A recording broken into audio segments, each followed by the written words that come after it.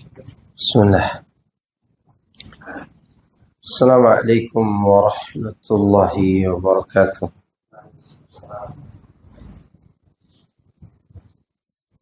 Innal hamdalillah nahmaduhu wa nasta'inuhu wa nastaghfiruh wa na'udzu billahi min shururi anfusina wa sayyiati a'malina. Man yahdihillahu fala mudilla lahu wa man yudlil fala hadiya lahu. وأشهد أن لا إله إلا الله وحده لا شريك له وأشهد أن محمدا عبده ورسوله صلى الله عليه وعلى آله وصحبه أجمعين وسلم تسليما كثيرا. أما بعد. Nah, jemaah sekalian, azakumullah. Alhamdulillah, di malam hari ini kita bisa berkumpul kembali dalam kajian rutin kita, kajian kitab Al-Wajiz fi Fiqh Sunnati wal Kitabi Al-Aziz. Kita masih membahas tentang sholat berjamaah. Poin ke-20 ya, tentang orang yang sholat fardu bermakmum kepada orang yang sholat sunnah atau sebaliknya.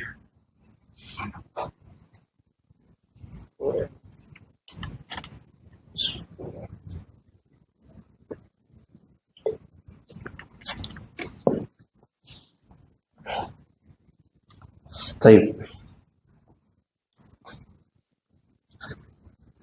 An Jabir radhiyallahu anhu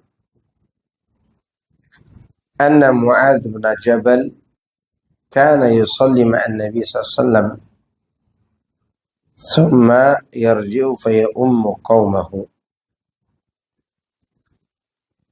Dari Jabir bin Abdullah bahwasanya Mu'adz bin Jabal biasanya beliau sholat bersama Rasulullah sallallahu alaihi wasallam.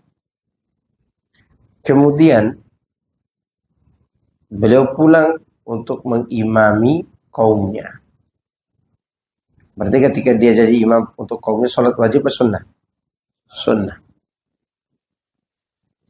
Dan kaumnya sholat wajib. Dari Yazid bin Al-Aswad radhiyallahu anhu,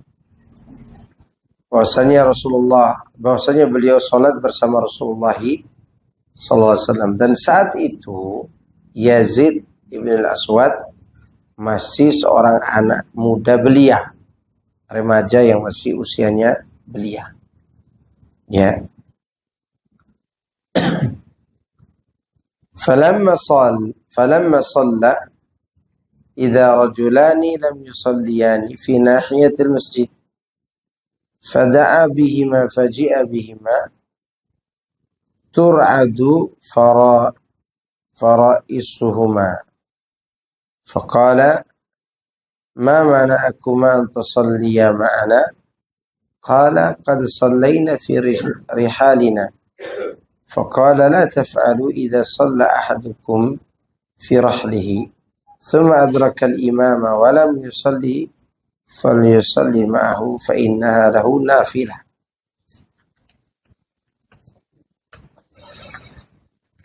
Tatkala falamma shalla, tatkala beliau sallallahu alaihi wasallam salat, ya, selesai salat maksudnya, ternyata ada dua sahabat yang tidak ikut salat berjemaah di pojok masjid.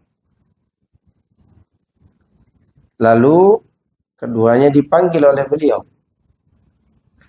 Kemudian dibawalah mereka berdua ke depan Nabi Muhammad SAW dengan menggigil ketakutan mereka itu. Beliau bertanya, gerangan apakah yang menghalangi kalian berdua sholat berjemaah bersama kami? Kan Nabi sholat nih, ada dua orang yang sholat. Maka Nabi bertanya, apa yang menghalangi kalian berdua tidak sholat berjamaah bersama kami. Keduanya menjawab, sungguh kami telah sholat berjamaah dalam perjalanan. Kemudian beliau bersabda lagi, jangan begitu. Manakala seorang di antara kamu sudah sholat berjamaah dalam perjalanannya, kemudian ia mendapatkan imam sedang sholat, sedang ia tidak termasuk yang sholat, maka sholatlah bersamanya. Karena sejatinya sholat kedua itu hukumnya sunnah. Dan ini bisa diterapkan bila antum lagi safar. Antum sudah qasar sholat. Qadarullah, antum ada di satu masjid. Di waktu sholat sudah masuk. Maka walaupun antum tadi sudah qasar zuhur dengan asar. Kemudian di waktu asar antum berada di satu masjid dan sholat ditegakkan. Antum sholat lagi bersama imam. Dapat pahala sholat sunnah.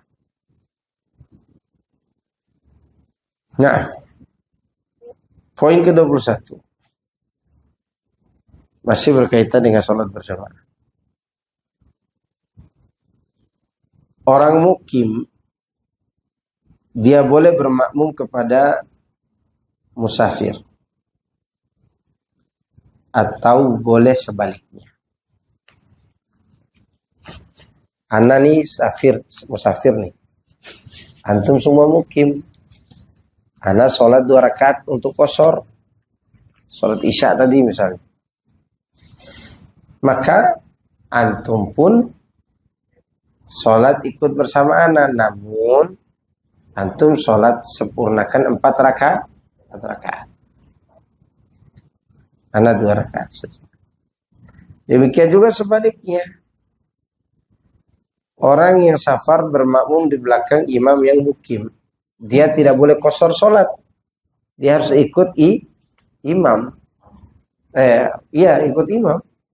Kalau imamnya itu mukim. Imamnya mukim. Ana musafir. Antum imamnya. Dan antum mukim. Maka ana sholat ikut beliau sampai sebanyak 4 rakaat.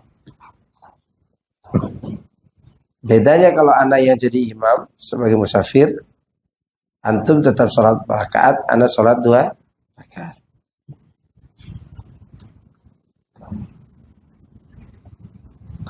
An Ibnu Umar radhiyallahu anhuma qala shalla Umar bi ahlihi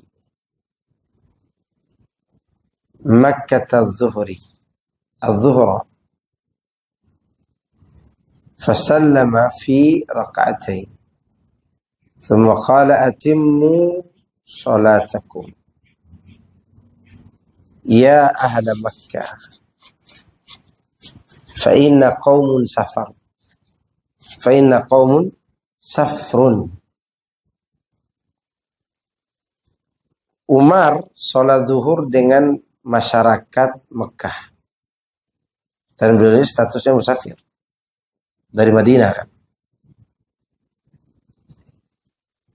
Dan beliau mengucapkan salam pada rakaat kedua. Berarti qasar. Imam mengqasar sholat karena dia musafir. Kemudian beliau berkata kepada makmum yang mukim di Mekah, wahai ahlu Mekah, sempurnakanlah sholat kalian karena kami ini kaum yang sedang safar. Iya, setelah salam. Ini mengenai bermakmum di belakang musafir. Demikian sebaliknya. Saja sekali lagi, kalau yang imam musafir, dia sholat 2 rakaat, makmumnya 4. Karena memang dia makmum itu mukim. Nah, kalau si musafir ikut imam yang mukim, maka dia tetap sholat tamam. Tidak boleh dia salam 2 rakaat sendiri di belakang. Waalaikumsalam. Ahlan. Selamat datang. Ya. Nah, sampai sini ada bertanya nggak? Supaya tidak lewat nih poin ini. Perlu nggak kita jelaskan misalnya ada ini apa ya, jadi imam, sedangkan belakangan ini banyak orang. Oke. Kita jelaskan dulu di awal.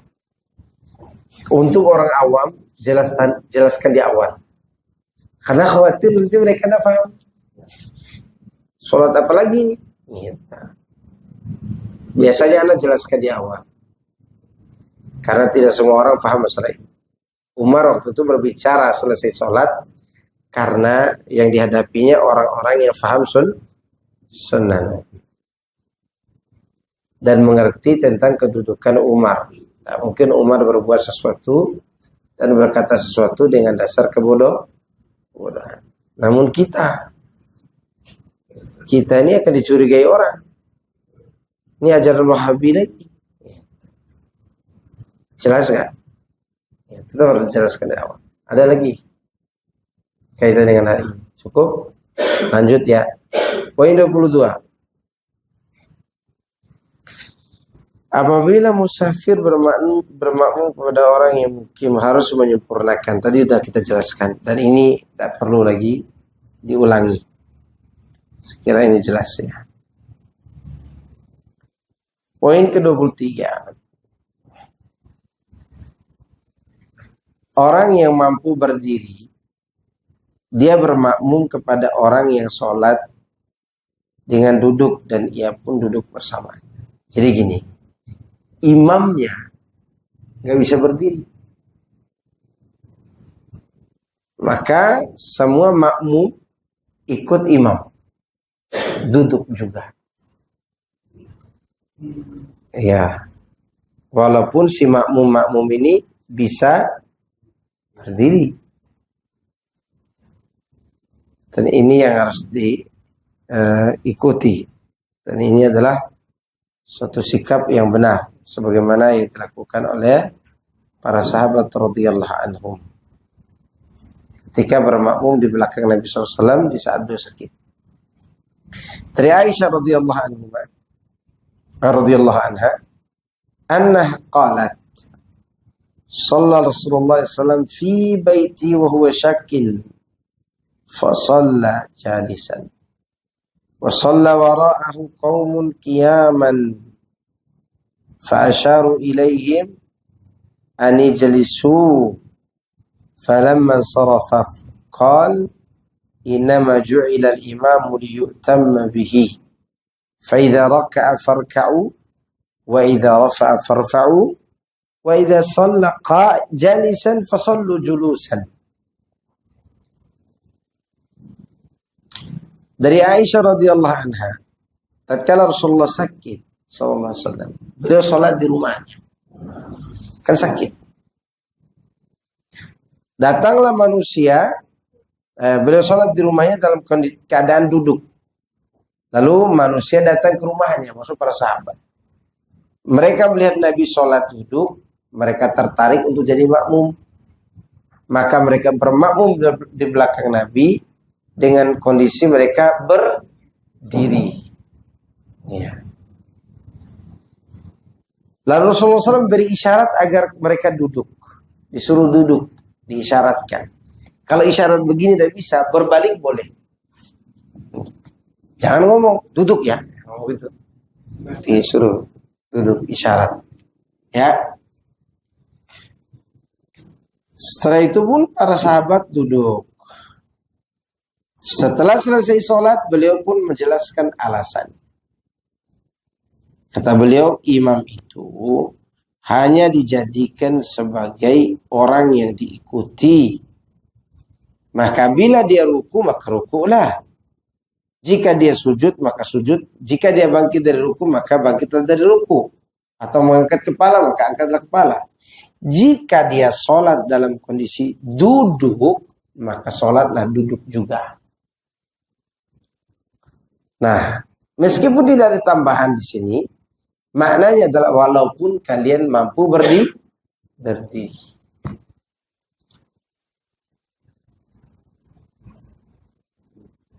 Taib. Dari Anas, dia berkata, ini waktu kasus Nabi jatuh dari kuda. Kalau tadi kasus sakit menjelang meninggal. Kalau ini sakit jatuh dari kuda. Ya. Qala saqata Nabi SAW ala farasin fahujisha fajuhisha shikuhul ayman fadakhalna alaihi na'uduhu fahadaratis salatu fasalla bina qaidan fasallayna wara'ahu qu'udan فلما قضى الصلاة قال إنما جعل الإمام ليتم به فإذا كبر فكبروا وإذا سجد فاسجدوا وإذا رفع فارفعوا وإذا قال سمع الله لمن حمده فقولوا ربنا ولك الحمد وإذا صلى قائدا فصلوا قعودا أجمعون.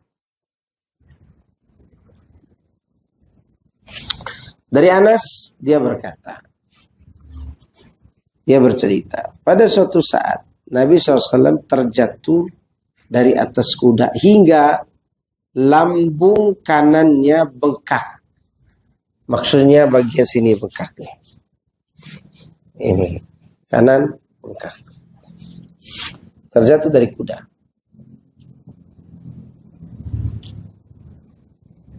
Sehingga beliau pun ketika tiba waktu sholat, maka kami membesuknya. Lalu tiba waktu sholat. Kemudian Rasulullah SAW sholat dengan kami dalam keadaan duduk. Lantas kami pun ikut duduk di belakangnya. Tatkala usai sholat, beliau mengatakan imam itu hanya dijadikan sebagai orang yang diikuti. Karena itu apabila dia bertakbir, maka bertakbirlah. Apabila dia sujud, maka sujudlah. Apabila dia bangkit, apabila dia ruku, maka rukulah. Ya, apabila dia mengangkat kepala, maka angkatlah kepala. Dan apabila dia mengucapkan sami Allahu liman hamidah, maka katakan Rabbana walakal hamd. Dan apabila dia sholat duduk, maka duduklah semuanya. Ya. Dua hadis ini sangat jelas sekali bahwa imam itu diikuti. Tapi yang membingungkan adalah imam duduk pakai kursi. Gimana? Bawa kursi masing-masing dari rumah gitu? Jadi masjid jadi kondangan gitu. Imam tetap duduk di bawah. Nah, ada yang mau tanyakan? Yang mengenai ini.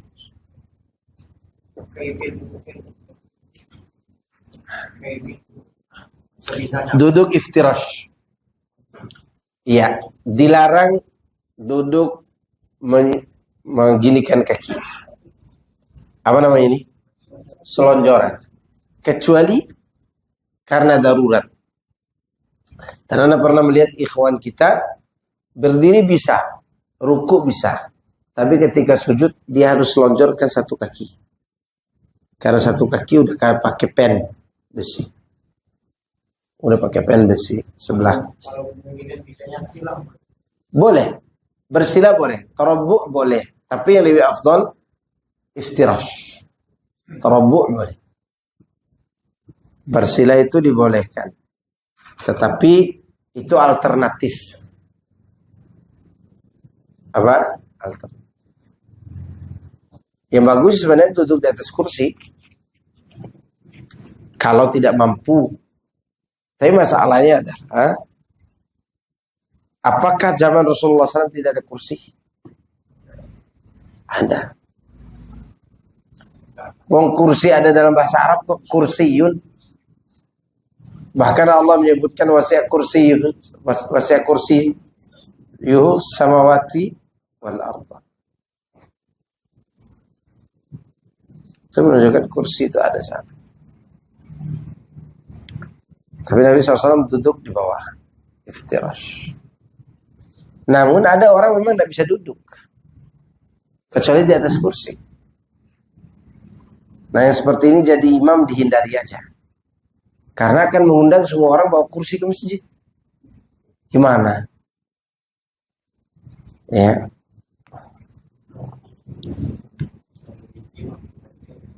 Ya. Ada lagi? Ada yang mau bertanya nggak? Oke, kita lanjut poin ke 24. Makmum sendirian harus berdiri persis di sebelah kanan imam. Nah ini sunnah mahjurah. Satu sunnah yang sudah ditinggalkan. Maksudnya ini adalah anak imam nih. Shaf pertama penuh. Shaf kedua penuh. Di belakang ini tidak ada orang kecuali antum sendiri. Maka yang lebih afdol jangan berdiri sendiri di belakang. Berdirilah samping anak di depan. Walaupun baru dapat 2 rakaat. Atau baru dapat 1 rakaat. Ya, cuman kalau antum berdiri samping anak di depan, ditengok oleh semua orang. Ini sunnah mahjurah. Makanya dikatakan aneh, sunnah yang ditinggalkan. Sunnah yang sudah sekian lama dimatikan. Ya. Baik. Disebutkan dari Ibnu Abbas.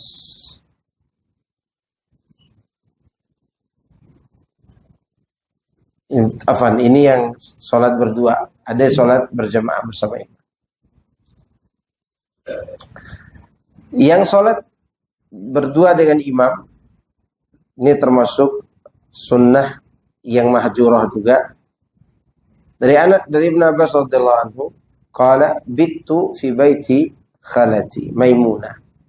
Shalla Rasulullah sallallahu alaihi wasallam al-isya, thumma jaa fa shalla 4 raka'at. Thumma nama, thumma qama faji'tu fakumtu an yasarihi faja'alani an yamini. Kata Ibnu Abbas radhiyallahu anhu, saya pernah bermalam di rumah bibiku Maimunah. Khalati Maimunah berarti saudari kandung ibunya Ibnu Abbas. Ya. Maimunah. Rasulullah pun sholat isya, kemudian beliau sholat 4 rakaat. Lalu beliau tidur, kemudian dia bangun, dan aku pun bangun, berdiri sholat bersama beliau. Lalu beliau menjadikan di sebelah kiri, lalu setelah itu beliau meletakkan aku di sebelah kanan, diputar dari belakang, ditaruh sebelah kanan. Itu sejajar kalau sholat berdua. Kalau sholat berjamaah dan tidak ada lagi shaf, tidak ada orang di belakang, tentu berdirinya agak mundur sedikit, segini. Dan itu kasusnya kasus Abu Bakar radhiyallahu anhu. Di mana Abu Bakar lagi jadi imam, tiba-tiba Nabi keluar menggantikan Abu Bakar langsung jadi imam. Karena kan imam rawatib. Abu Bakar ada di situ, Abu Bakar mau mundur untuk ke saf yang depan. Rasulullah memberi isyarat makanak, di tempat wahai Abu Bakar. Maka Abu Bakar berdiri segini. Ya, ini Nabi, ini Abu Bakar. Kakinya. Ya, makanya antum kalau penuh saf ini semua dan antum ini pakai saf depan, maka imam harusnya di sini biar di sebelah kanannya makmum semua. Yang makmum itu jajar ukuran kaki segini. Mau 1, mau 2, mau 3, mau 4 boleh di samping imam. Tapi sebelah kanan. Paham? Contoh ini. Oke. Kalau dicontohkan kopi di sini bisa saya minum. Oke. Ini imam. Imam nih. Anggap saja imam. Di belakang ini semua saf sudah penuh. 1, 2, 3. Ada penuh. Mana? Oh ya, Anda tetap foto nih. Ini imam nih. Yang dua orang ini ya datang belakangan.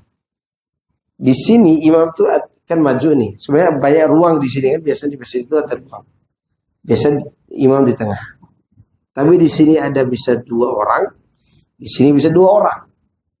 Gimana solusinya supaya mereka 4 orang ini masuk? Imam bergeser ke kiri. Agak maju ke depan. Dan makmumnya di sini. Mundur sedikit.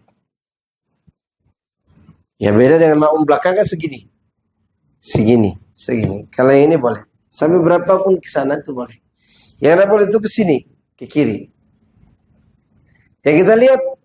Sebagian orang imamnya di tengah. Di sini 2 orang. Di sini 2 orang. Di tengah tidak ada. Karena memang segini aja kan berdiri. Salah sebenarnya. Harusnya imamnya di sini. Makmum berjejer di sini. Jelas? Oke.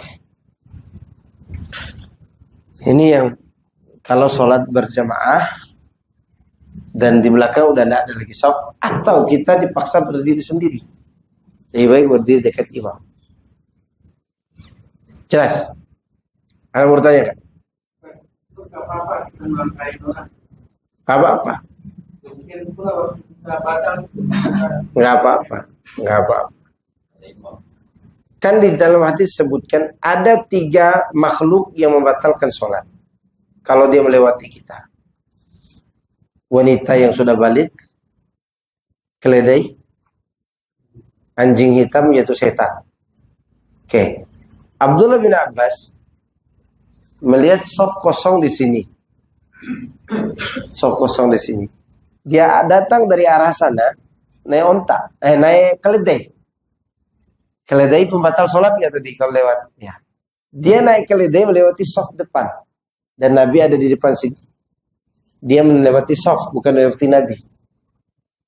Beliau jalan, ikat keledai di samping, udah sholat di sini. Dan ada seorang sahabat pun ya mencelanya. Itu bukan Ibnu Abbas yang lewat. Keledai pembatal sholat kalau lewat. Tapi dia melewati makmum. Yang mana makmum itu sutranya sudah diwakili oleh imam. Itu bedanya sholat sendiri dengan sholat berjamaah. Jelas? Yang di belakang. Kalau kasusnya yang banyak lagi yang sebelah kanan masih ada yang ini masih kosong. Seharusnya imam bergeser ke kiri lagi.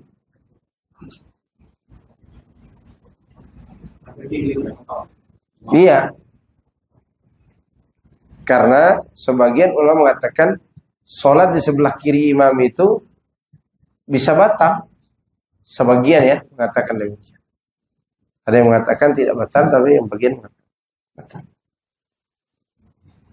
Baik, ada lagi? Sekiranya tempatnya kalau kita tetap awal. Kasus yang menurut saya bisa diterapkan dari awal. Karena memang kalian terpapan Boleh dari awal. Bagus itu. Justru dari awal bisa diatur. Bisa langsung ke sini imamnya. Bisa bagus. Nah. Ada lagi. Tadi ada yang mau angkat tangan. Angkat tangan, ada yang angkat tangan. Oke, kita lanjut. Masih ada waktu kok.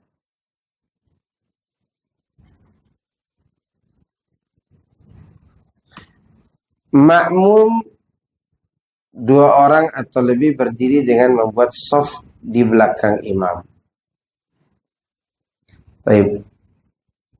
An Jabir radhiyallahu anhu, dia berkata, qama Rasulullah sallallahu alaihi wasallam yusalli faji'tu fakumtu an yasari fa akhadha bi yadi fa aradani hatta aqamani an yamini. ثم جاء جبار ابن صحر فقام عن يسار رسول الله صلى الله عليه وسلم فأخذ بأيدينا جميعا فدفعنا حتى أقامنا خلفنا. Rasulullah SAW berdiri hendak sholat. Lalu aku datang, kata Jabir bin Abdullah, berdiri di sebelah kirinya kayak kasus Ibnu Abbas.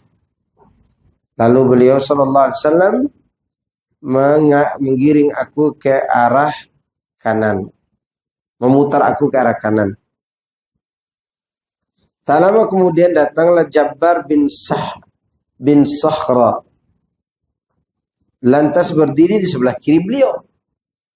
Adapun Nabi memegang tangan keduanya dan disuruh mundur ke belakang. Disuruh mundur kemana? Ke belakang. Ya.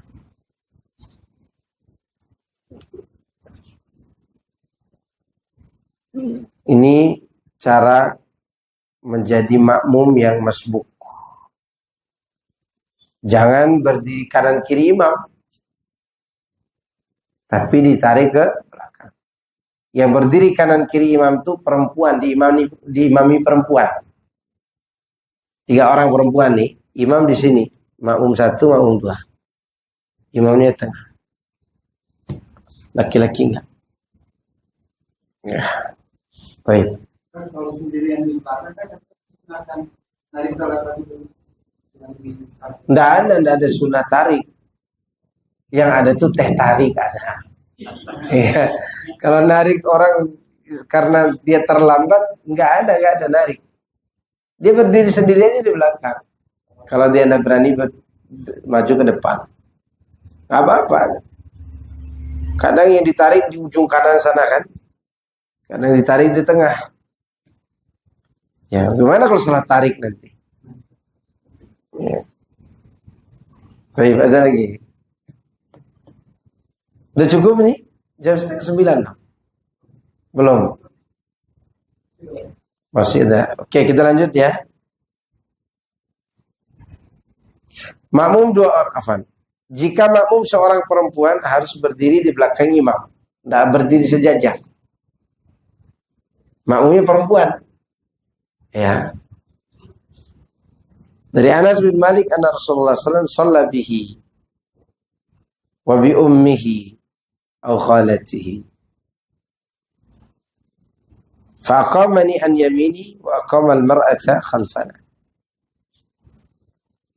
Dari Anas bin Malik bahwa Rasulullah sallallahu salat dengannya dan dengan ibunya atau bibinya. Berarti ibu atau bibinya Anas ini. Ya.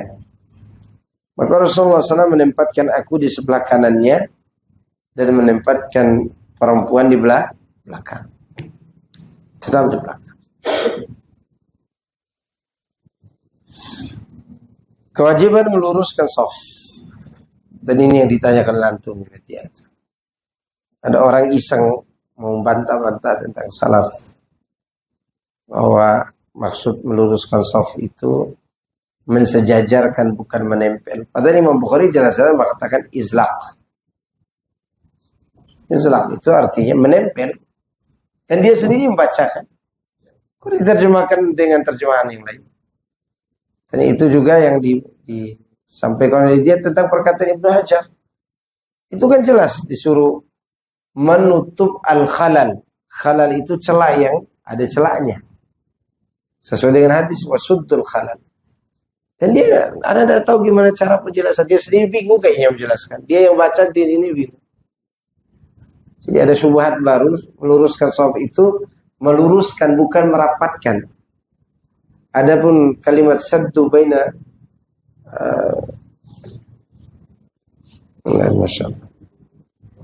manaqib wal aqdam, itu kata dia disejajar. Jadi sejajar pundak anak dengan antum itu penting sejajar. Di tengahnya tidak perlu rapat. Paham nggak? Terjemahan orang-orang yang bawa syubhat begitu. Padahal dia bisa bahasa Arab dan ada itu teks Arabnya di situ. Ya. Subhanallah. Ya, masalah ini aja tidak beres gitu. Yang mana masalah ini, masalah meluruskan shaf ini, ikhwan fillah jazakumullah, tidak menyinggung tradisi orang. Beda dengan syirik dan bid'ah itu menyinggung apa? Tradisi. Ini tidak menyinggung tradisi. Dan menyinggung tradisi. Tidak diterima juga. Ajib ya. Gimana dengan menyinggung tradisi? Nih, Rasulullah SAW katakan, "Sawwu sufufakum fa inna taswiyatas sufuf as-saf min tamamis salah." Luruskan saf kalian karena sungguhnya kelurusan saf itu termasuk kesempurnaan salat. Dalam hadis yang lain, karena Rasulullah SAW yamsahu manakibina fi salati wa yaqul istawu wa la takhtalifu fatakhtalifu qulubukum. Adalah Rasulullah SAW meluruskan bahu-bahu kami ketika akan mulai sholat sambil bersabda, luruskanlah, jangan sampai tidak lurus. Kalau tidak lurus, niscaya hati-hati kalian akan berselisih. Ya. Ani Nu'man bin Bashir, kana Rasulullah SAW yusawwi sufufana hatta ka'anna ma yusawwi biha al-qidah hatta ra'a ana وقد أقلنا عنه ثم خرج يوما فقام حتى كاد يكبر فرأى رجلا باديا صدره في الصف فقال عباد الله لا تصون صفوفكم أو لا يخالفن الله بين وجوهكم. Dari Nu'man bin Bashir radhiyallahu anhu, dia berkata, adalah Rasulullah SAW meluruskan saf-saf kami seolah-olah beliau meluruskan tangkai anak panah sampai kami melihat kami diikat padanya. Lihat, sampai kami menganggap kami diikat padanya. Antum tahu diikat? Rapatlah. Sampai seperti orang yang meluruskan anak-anak panahnya, menyusun. Oke? Seakan-akan terikat, berarti rapatnya. Rapat sekali. Kayaknya tidak dibaca sama di hadis. Ya. Kemudian beliau berdiri hampir mau takbir. Lalu tiba-tiba dia melihat ada seorang yang dadanya menonjol ke depan. Lebih depan. Ya. Nah, jadi beliau bertakbiratul ihram. Beliau luruskan lagi safnya. Lalu dia mengatakan, wahai hamba Allah, kalian benar-benar meluruskan saf kalian. Atau kalau tidak, Allah benar-benar menjadikan wajah-wajah kalian berbeda-beda. Maksudnya berselisih. Makanya mereka tidak pernah satu dengan kita karena memang tidak pernah meluruskan saf. Ya enggak? Berselisih terus maunya. Nah, ini adalah keburukan orang-orang itu. Kemudian dari Ibnu Umar, anna Rasulullah SAW qala aqimu sufufa wa hadhu bainal manaqibi wa suddul khalal walinu bi aidi ikhwanikum wa la tadaru furujati lisyaitan wa man wasala saffan wasalahu Allah wa man qata'a saffan qata'ahu Allah. Mau diartikan apa ya di sini? Ini bahasa Arab ini jelas banget ini. Tegakkanlah saf-saf, luruskanlah antara bahu-bahu kalian. Penuhilah yang kosong. Penuhilah yang kosong. Berarti kalau tidak rapat, kosong kan di tengah? Kosong. Ya. Jangan apa namanya? Dan bersikap lemah lembutlah kepada saudara kalian. Maksudnya pegang tangannya, tarik. Itu. Nah, itu tidak diterjemahkan di sini. Yang kalimat walinu biaidi ikhwan. Ya.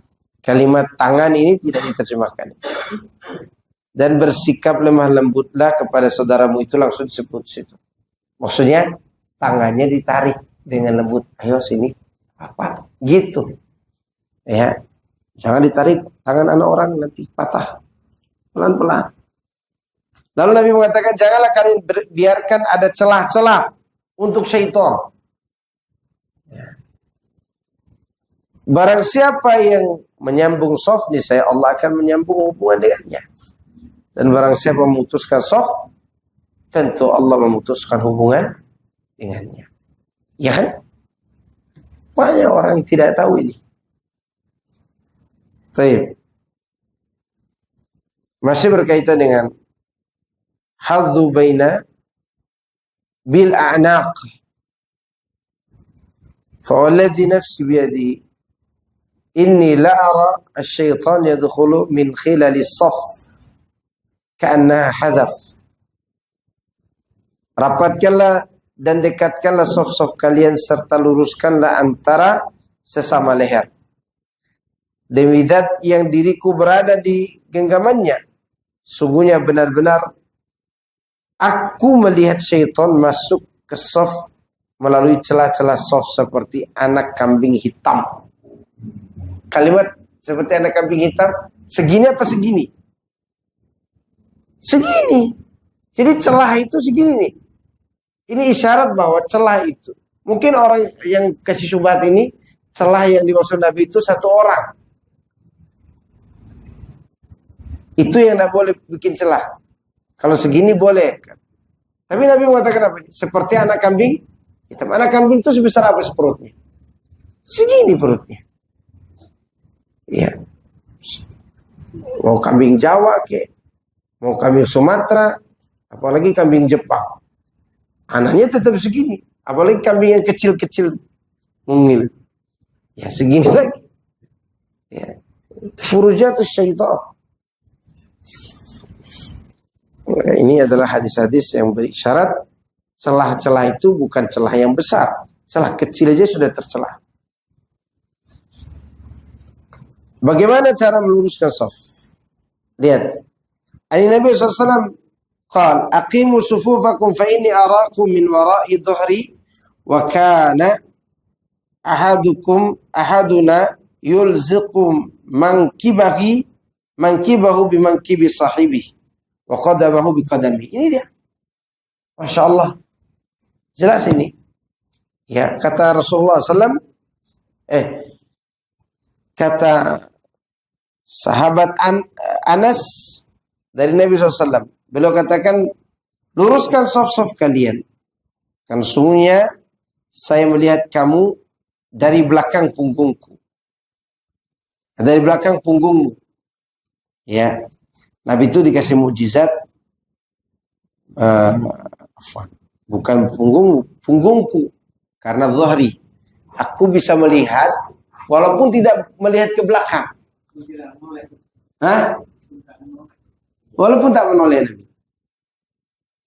Nabi SAW walaupun tak menoleh tahu ini soft di belakang itu renggang gitu.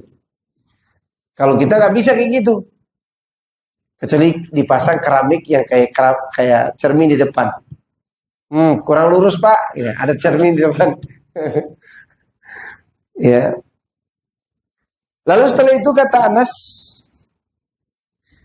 sehingga salah satu di antara kami menempelkan bahunya dengan bahu saudaranya. Menempel gimana? Nempel bersentuhan. Ya. Demikian juga kakinya ditempelkan dengan kaki saudara. Jelas kan? Jelas sekali ini hadis. Yang bawa syubhat itu belum sampai ke sini. Ini hadis disebutkan dalam Mukhtasar Sahih Bukhari. Ya. Berkata Nu'man bin Bashir, "Ra'aitu ar-rajula sinna yalzaku ka'bahu bi ka'bi sahibihi." Lihat. Dari Nu'man bin Bashir, aku melihat seorang laki-laki di antara kita menempelkan mata kaki dengan mata kaki temannya. Hadis ini disebutkan juga dalam Mukhtasar ringkasan Sahih Bukhari. Udah nggak bisa dibantah lagi. Kalau meluruskan dan merapatkan itu bersentuhan. Ya. Nah, ini mengenai yang antum tanyakan lewat WA itu. Dan ini sangat jelas hadis. Ada yang dia mereka juga membawakan baca itu imam hanya beberapa ini antara kaki Sehingga saya diganggukan itu disebutkan Sholat berdua. enggak hanya kaki sendiri cuma 4 jari dan sampai 5 dikutip hadisnya sampai makruh sampai hobi. Maksudnya? Ustaz, antara jari kita. Oh, kita berdiri, jangan dilebarkan kaki. Yang benar sejajar dengan bahu. Bahu antum sejajar dengan apa? Berdiri seberapa besar? Ya. Yang benar itu sejajar dengan bahu. Kecuali kalau butuh sedikit dibuka untuk menempelkan kaki. Ya, tidak terlalu lebar juga kayak orang pemanasan olahraga gitu. Nggak kena. Makanya sejajar antara bahu dengan kaki, isyarat dari hadis tadi. Kalau lebar kaki, bahu nggak kena. Kalau lebar bahu, kaki nggak kena. Oke? Makna dari hadis yang bahwa akan mengembalikan wajah-wajah mereka tidak maknanya Berselisih hati itu diterjemahkan oleh hadis sebelumnya. Fatakhtalifa qulubukum. Bukan, itu hadis lain. Menyelisih imam bisa membuat kepala jadi kepala keledai. Ada lagi. Cukup? Kalau kita coba untuk mengatakan sapu ini dengan kepala yang seperti itu, dia bisa Jangan dipaksa, cukup. Paksanya pas sekali biasa. Sekali aja. jadi ada dua tipe Ustaz. Kalau dia nggak kecilin kakinya dia lebarin.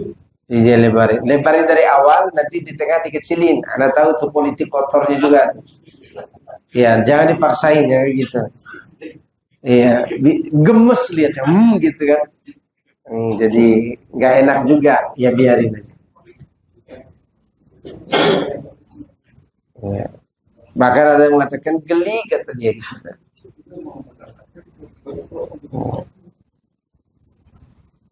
Nama ada lagi? Ada enggak sampai nanti disebut tanggal dulu. Anda masih melihat antara bukan sampai ini ke 6 sampai nangka di gitu. Dulu kan? Jangan terlalu. Iya, itu terlalu juga. Ketemu aja ya. Iya, asal ketemu aja sejajar. Iya. Masih banyak wanita. Iya. Nah, Nggak perlu juga. Nggak perlu. Kasihan yang lain. Iya. Cukup ketemu kaki. Kalau mata kaki bisa nempel. Tapi kalau cuma sekedar nempel al-qadam, qadam aja. Ini kan al-qadam ini telapak kaki. Telapak kaki kita berbeda-beda. Ada yang besar, ada yang kecil. nah kalau nanti kan sama harus terus. Kemarin sih kalau panjang bisa beda. Standarnya itu kita bahas. Mata kaki, tumit. Yang lurusnya tumit. Itu yang paling bisa lurus tumit. Nah, ada lagi? Kadang-kadang lokasi rumah kakinya udah merasa ya awal malah perempuan khusus sampai sampai di kakinya. Dua kakinya kadang-kadang udah rapat ya. Tidak usah. Kalau dia memang tidak mau ya jangan. Kecuali orang tersebut mau diajarin. Mau diajarin bolehlah. Dan beberapa orang kalau digitukan dia tanya selesai sholat. Kemudian kita ajarkan. Iya, itulah butuhnya komunikasi. Ada lagi? Cukup ya? Subhanakallahumma wa bihamdika asyhadu an la ilaha illa anta astaghfiruka wa atubu ilaik. Assalamualaikum warahmatullahi wabarakatuh.